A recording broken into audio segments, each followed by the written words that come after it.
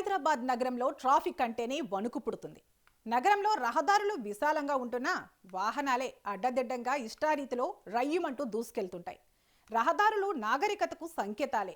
మరి ఆ రహదారుల్లో అడ్డదిడ్డంగా వాహనాలు నడపడం ఏ నాగరికతకు చిహ్నం? ఏటా జనవరి 1 నుంచి 31 దాకా రోడ్డు భద్రతా మాసోత్సవం అంటూ ఆర్భాటంగా ప్రకటించుకోవడమే గాని ప్రయోజనం ఉంటుందా? తాజాగా తెలంగాణ హైకోర్టు పెండింగ్ చలానాలను కట్టాల్సిందిగా వాహనదారుల్ని బలవంత పెట్టరాదని పోలీసులకు సూచించింది. ఈ నేపథ్యంలో అసలు ట్రాఫిక్ చలానాలు ఎందుకు విధించాలి? నిబంధనల్ని తోసిరాజనే ఉల్లంఘనలను దారికి తేవడం ఎలా? స్వచ్ఛందంగా చలానాలు కట్టాల్సింది పోయి గమ్మునుంటే ఏం చేయాలి? ఇందులో పౌరుల బాధ్యత ఎంత, ప్రభుత్వం బాధ్యత ఎంత? ఇదే ఇప్పుడు హాట్ టాపిక్గా మారుతోంది.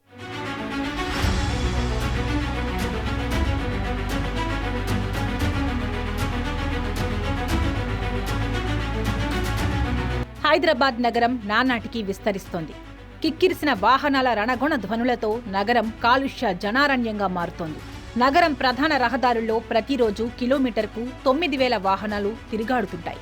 ఏటా కనీసం 9 లక్షల కొత్త వాహనాలు రిజిస్ట్రేషన్ ముగించుకుని రోడ్డెక్కుతుంటాయి.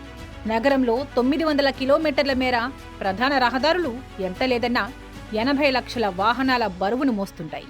గత 6 ఏళ్ల కాలంలో నగరంలో వాహనాల సాంద్రత 40% పైగా ఉంటుంది.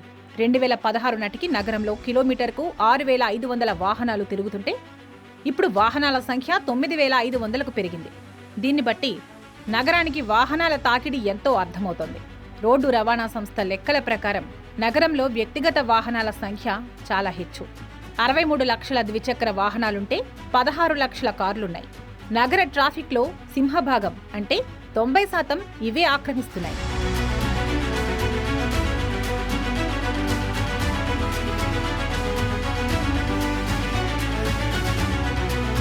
హైదరాబాద్ లాంటి ప్రధాన నగరాల్లో పీక్ అవర్ ట్రాఫిక్ నిర్వహణ అనేది కత్తిమీద సామె అయినా ప్రభావాత్మకంగా చేపట్టాలి. అయితే దురదృష్టవశాత్తు హైదరాబాద్ నగర ట్రాఫిక్ పోలీస్ విభాగం ఈ దిశగా సమర్థ చర్యలు తీసుకోవడంలో విఫలమవుతోందన్న విమర్శలు వినవస్తున్నాయి. ప్రత్యేకించి ఒకే వ్యక్తి 2-3 వాహనాలకు ఓనర్ కావడం అనేది మరింత ప్రమాదకరంగా మారుతోంది. ఈ సెకండ్ వెహికల్ రిజిస్ట్రేషన్కు కఠిన నిబంధనలు అమలు చేయాలని పలువురు కోరుకుంటున్నారు. ప్రభుత్వమే పూనుకుని కార్ పూలింగ్, వెహికల్ షేరింగ్ లాంటి సంస్కృతిని ప్రమోట్ చేయాలి. అప్పుడే వాహనాల రద్దీ తగ్గే వీలుంది.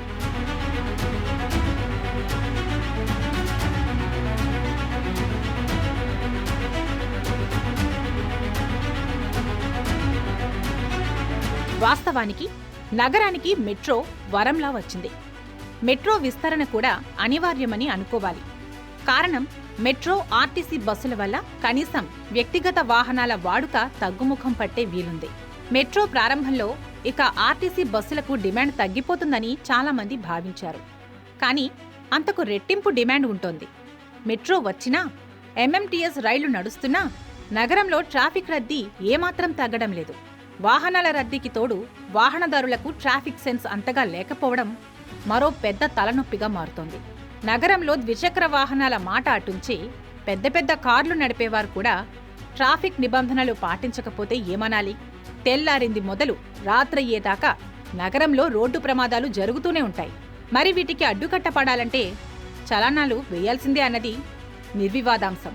ట్రాఫిక్ పెండింగ్ చలాన్స్ కానీ చలాన్స్ విషయంలో కానీ పబ్లిక్ని ఇబ్బంది పెట్టొద్దు. వాళ్ళ తాళాలు లాక్కోవడం కానీ, బండ్లు ఆపడం కానీ అట్లా ఏం లేదు. కట్టాలి అనుకుంటే ఖచ్చితంగా డైరెక్ట్ నోటీసులు పంపాలి, అదే చేయాలి. కానీ మీకు ఇష్యూ లేదు, మీరు అసలు తలదూర్చొద్దని చెప్తుంది. దీనివల్ల అటు ట్రాఫిక్ కూడా ఇబ్బంది అయిందని పోలీసులు అంటున్నారు. అంటే ఇంత చలాన్లు వేస్తున్నా కూడా ఇంకా చాలా పెండింగ్ చలాన్స్ ఉన్నవి, ఇంకా సిగ్నల్స్ క్రాస్ చేస్తున్నారు, బ్రేక్ చేస్తున్నారు, ఇంకా ట్రాఫిక్ కంట్రోల్ చేయలేకపోతున్నాం అన్నది. కానీ ఇప్పుడు హైకోర్టు పబ్లిక్కి ఒక ఫ్రీ హ్యాండ్ ఇచ్చినట్టే కదా. దానివల్ల అది ఇప్పుడు డిపార్ట్మెంట్ కూడా కొద్దిగా ఎర్నింగ్ కావాలి, జనాలు కూడా కొద్దిగా అలర్ట్నెస్ ఉండాలి కదా. అలర్ట్నెస్ ఉన్నా కొంతమంది కట్టకపోకున్నప్పుడు yearly once some 50% of the amount pay చేసి క్లియర్ చేసుకోమంటుంది. మరి చలాన్లే వేయకపోతే ఇంకా పెరుగుతుంది కదా.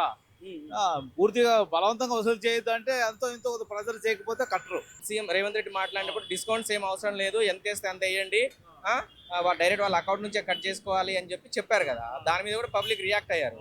సో మరి అట్లాంటి ప్రాసెస్ వస్తే పబ్లిక్కి కూడా ఇబ్బంది అవుతుంది కదా. ఏదో ఇప్పుడు వాళ్ళకి డబ్బులు కావాలి, ప్రభుత్వానికి ఫండ్స్ కావాలని చెప్పి పబ్లిక్ని ఇబ్బంది పెట్టడం కరెక్ట్ కాదు కదా. మీరు చెప్పింది కరెక్ట్ అని కోర్టుది ఫాలో అయితే మంచిదే. అప్పుడు అందరూ హ్యాపీ. బట్ వసూలు చేసుకోవడం అనేది వాళ్ళ డ్యూటీ ప్రకారం వాళ్ళు ప్రయత్నం చేస్తారనుకుంటున్నాను. పోలీస్ డిపార్ట్మెంట్ ఏమంటుందంటే మామూలుగా 10,000 చలాన్లు ఉన్నా కూడా సిగ్నల్స్ జంప్ చేయడం వల్ల ట్రాఫిక్ మాకు ఇబ్బంది అవుతుంది. ఇప్పుడు పబ్లిక్కి అనవసరంగా ఫ్రీ హ్యాండ్ ఇచ్చినట్టే, ఇప్పుడు మేము ట్రాఫిక్ ఎట్లా కంట్రోల్ చేస్తామని వాళ్ళు ట్రాఫిక్ వాళ్ళు క్వశ్చన్ చేస్తున్నారు. మరి దాన్ని ఎట్లా చేయొచ్చు? అట్లాంటి వాళ్ళకి కంపల్సరీగా ఆపి దాని గురించి పూర్తి డీటెయిల్స్ తీసుకొని కొద్దిగా వసూలు చేయడమా లేకపోతే ఏదో ఫైనలైజ్ చేసుకోవాలి. నగరంలో రాత్రి వేళల్లో కాదు కదా, పట్ట పగలు కూడా ట్రాఫిక్ సిగ్నల్స్ ను యథేచ్ఛగా ఉల్లంఘించే వారికి కొదవే లేదు. ప్రధాన కూడళ్ల వద్ద, రహదారుల వద్ద సీసీ కెమెరాలుంటున్నా పట్టించుకునే పరిస్థితి లేదు.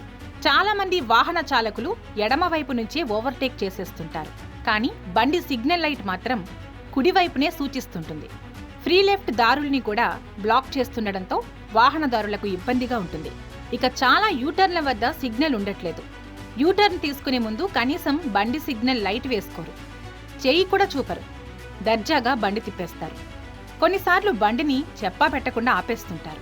దీనివల్ల వెనక నుంచి వచ్చే వారికి అదెంత ప్రమాదమో వారికి అర్థం కాదు. కొన్ని కూడళ్ల వద్ద సిగ్నల్స్ ఉండవు సరికదా, ట్రాఫిక్ కంట్రోల్ చేసే పోలీసులు కూడా కనిపించరు. అక్కడ ట్రాఫిక్ జామ్ అయిందంటే నరకమే. ఇవన్నీ సరిచేయాల్సిన పోలీసులు చాలా సందర్భాల్లో పట్టనట్లుండటం కూడా సమస్యకు కారణాలవుతున్నాయి. పోలీసులు ఆపి బండి తాళాలు లాక్కోవడం వలన ఇబ్బంది పెట్టడం అట్లా చేయొద్దు, మీరు తలదూర్చొద్దు, ఏమైనా ఉంటే నోటీస్ పంపించుకోండి అని చెప్పి కోర్టు స్పష్టం చేసింది. దీనిపై మీ ఒపీనియన్? కరెక్టే సార్, అది హైకోర్టు చెప్పింది. ఎందుకంటే అకౌంట్ నెంబర్ తీసుకొని పోలీసులు తీసుకొని డైరెక్ట్ అకౌంట్లోకి తీసుకోవడం అనేది న్యాయం కాదు కదా. ఇప్పుడు నీ అకౌంట్ డాక్యుమెంట్ ఇయ్యరు కదా, సేమ్ అకౌంట్ ఇస్తాడా? ఇయ్యడు కదా. నా అకౌంట్ ఆయన ఎన్ని ఉంటాయో నా అకౌంట్లో ఏముంటాయో నా అకౌంట్లోకి తీసుకోవడం ఏది? చాలా పెండింగ్ ఉంటే చాలా నేను ఈ సేవలను కట్టుకుంటాం. అంతేగాని నువ్వు నా పోలీసు వాళ్ళకు ఇచ్చి ఆపి తీసుకొని మా అకౌంట్లోకి తీసుకోవడం అంటే తప్పది. కోర్టు చెప్పింది కరెక్ట్, అది న్యాయం. అది చలాన్లు అనేది కూడా కడతలేరు చాలా మంది. 10,000, 15,000, 20,000 కూడా చలాన్లు ఉన్నాయి, కడతలేరు. కాబట్టి ఇలాంటి రూల్స్ పెట్టాలని చెప్పి ప్రభుత్వం చెప్తుంది కదా.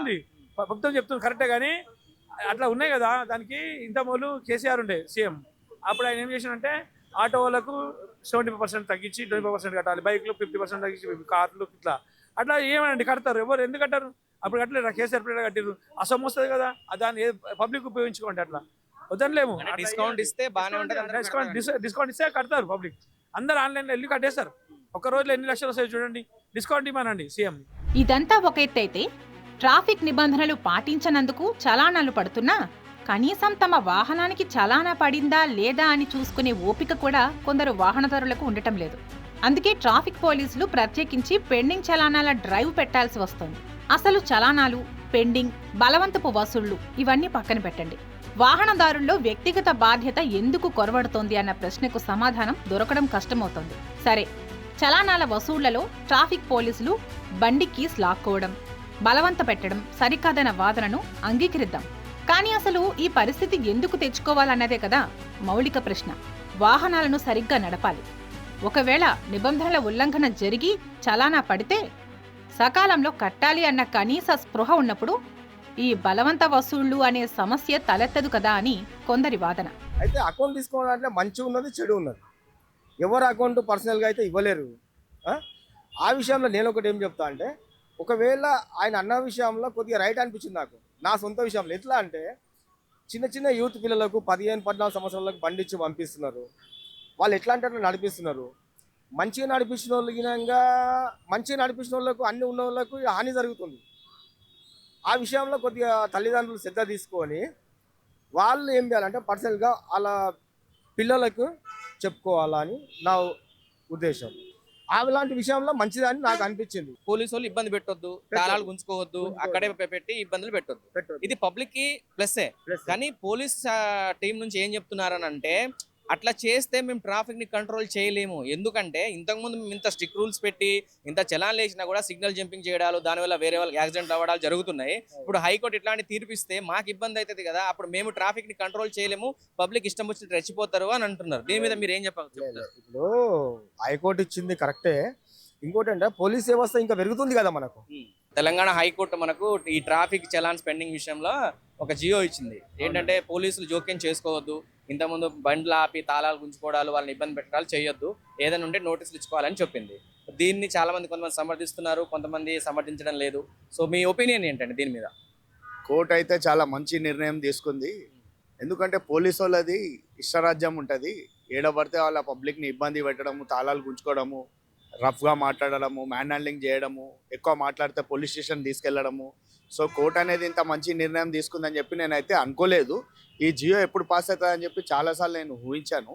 సో ఈ జియో పాస్ అయినందుకు చాలా ఆనందంగా ఫీల్ అవుతున్నాను. సో పోలీసు వాళ్ళకైతే కోర్టు మంచిగా పనిష్మెంట్ ఇచ్చిందని చెప్పి మేము అనుకుంటున్నామండి. విదేశాల్లో ట్రాఫిక్ నిబంధనలు పాటించడాన్ని నాగరికతగా భావిస్తారు. పాదచారులకు ప్రథమ ప్రాధాన్యాన్నిస్తారు. ట్రాఫిక్ రెడ్ సిగ్నల్ పడగానే మరో మాట లేకుండా వాహనాలు ఆపుతారు. ఆస్పత్రులు, స్కూల్ తదితర జోన్లలో ట్రాఫిక్ ఉల్లంఘిస్తే జరిమానా రెట్టింపుగా ఉంటుంది. అంతెందుకు, మనవాళ్లే విదేశాల్లో విధిగా ట్రాఫిక్ నిబంధనలు పాటిస్తారు, పెనాల్టీ భయంతో. కానీ ఇక్కడ మాత్రం నిబంధనల్ని తోసిరాజనడం కూడా తమ హక్కుగా కొందరు భావించడం ఎంతవరకు సబబో ప్రశ్నించుకోవాలి. ప్రమాదాలు జరిగి ప్రాణాపాయ స్థితిలో పడిపోయాక బాధపడటం కన్నా ప్రాథమిక దశలోనే ప్రమాదాలను నివారించడం అన్ని విధాలా మంచిది.